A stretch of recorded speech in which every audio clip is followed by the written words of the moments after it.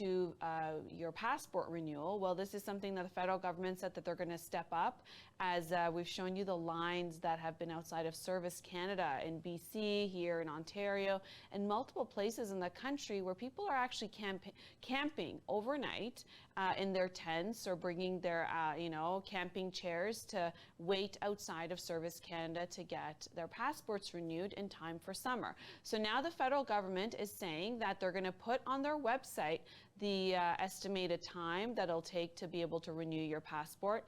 And they're saying that when it comes to 72% of Canadians who apply for passports in a manner, they're saying that it's going to take about 40 days. So whether that's in person or whether it's online or you mail it in, that's 40 business days, not 40 days, 40 business days. That's Monday to Friday, counting those 40 days. And 96% of people who submit their application in person will get their passport in 10 business days. So that's actually quite significant. So whether you do it online or you mail it in, there's the 40 business days. If you do it in person, it's 10 business days. But when it comes to wait times, we're looking at hours of wait time in the Ottawa location as well as Vancouver. In Vancouver, it's been estimated to go up to 6 hours and 45 minutes, or you're looking at a 7-hour wait to renew in person, and 3 hours in Toronto. These are the estimates of Service Canada when you're waiting to submit your application and go see a teller, and 4 hours and 45 minutes when it comes to Ottawa. So those are significant amount of time to put aside to get that 10 business day mark to renew your passport. And when it comes to what the typical amount of renewals are, well, the federal government's saying that's about 2 million of people who usually renew their passport. And this year it's going to be one of the record breakings. Up to over 5 million will try to renew their passports. This is after 2 years when people, I guess with the mandates and the lockdowns and travel restrictions, as passports were expired, people didn't follow up. But this is something that many would say that the government should have known, that as soon as you're easing the restrictions and things are trying to go back to normal, or the new normal, that they should have predicted that there would be an influx of applications, and they should have staffed up. But I think it's very important to know that government operates very differently than a business. A business will be proactive. A business is established to solve a problem in society, to be able to offer a solution to make people's lives easier with a product or service that it could be in demand. And there's multiple reasons why a business is so different than a government that has to essentially react to problems that come up. And that's what we're seeing. We're seeing the complaints that have come in for a few months that we've covered of long lines to be able to renew your passport. And now the federal government is responding, saying that these are the times that they're putting together to ensure that people have a level of predictability in terms of when their passport would be ready. But in comparison, Canada's still doing a lot better when you look at other countries, whereas it takes 10 weeks to renew your passport in the United Kingdom and 11 weeks in the United States. So those are very significant long period times.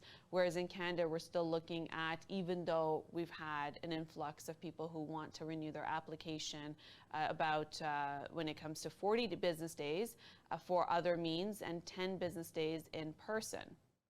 And now at Pearson Airport, this is something that we've covered for weeks on end, and we've even showed you people what they've put on their Instagram, and even celebrities who've had the experience at Pearson Airport, the long lineups, and when it comes to going through security and clearance and baggage check and everything that has delayed people. Well, you know, on estimate, they say you need to be at the airport for international travel about 3 hours early, and when it comes to domestic, you can be about 90 minutes. But although you need to make sure you check your bag in 60 minutes before the flight takes off, that's when it closes the counter. Well, essentially now, because Pearson has been making headlines for quite some time, the federal government is looking at what to accomplish to make sure that people are not going to other airports. And it's now, you know, when it comes to business travel and international travel, that has to come through Pearson. Pearson Airport actually has the most connections of flights around the world. And to have the level of situation of the long waits and people missing their flights or having to rebook and having a horrendous experience, Well, they're saying that it has to do with the level of staff that is there that could be fully trained and to be able to go to work as quickly as possible. And now they're coming up with a way to do that. And they're saying when it comes to the actual area for security checks, they're saying, and to be able to get through the people that go through security check and their items, where they're saying that for staff that are able not to miss a day of work throughout the summer months, that there might be a bonus of $200, and that's on a monthly, or it could go up to $500. So now they're looking at compensating airport staff to be able to show up to work and to be able to make sure that they have enough staffing to get through the amount of lineups that to ease it. Essentially, now here's the other issue, is that if you require staff to be there, you know, and not miss a day of work, then you're looking at potentially still during a pandemic and potentially a seventh wave, as the top doctor has talked about this fall. There might be a seventh wave coming up, which we've seen in the fall season, that cases usually do go up, and what that means for Canada and what it means for what our government will decide to do.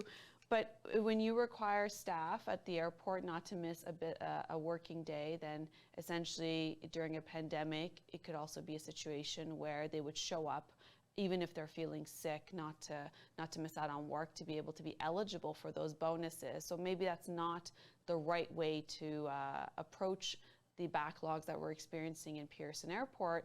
Rather, it's about recruiting and retention of staff and to make their life and job a place where they want to be. So there's multiple areas to be able to look at when it comes to travel, but nevertheless, go on to Y Media Facebook page and take a look at all the destinations you could go to when it comes to, if you decide not to go to the airport and travel within long distance in Canada or international. There's a lot of places here in Ontario to visit for the day or potentially for the weekend when it comes to beaches and getaways, and it's always nice to be able to increase the revenue in our economy when it comes to tourism.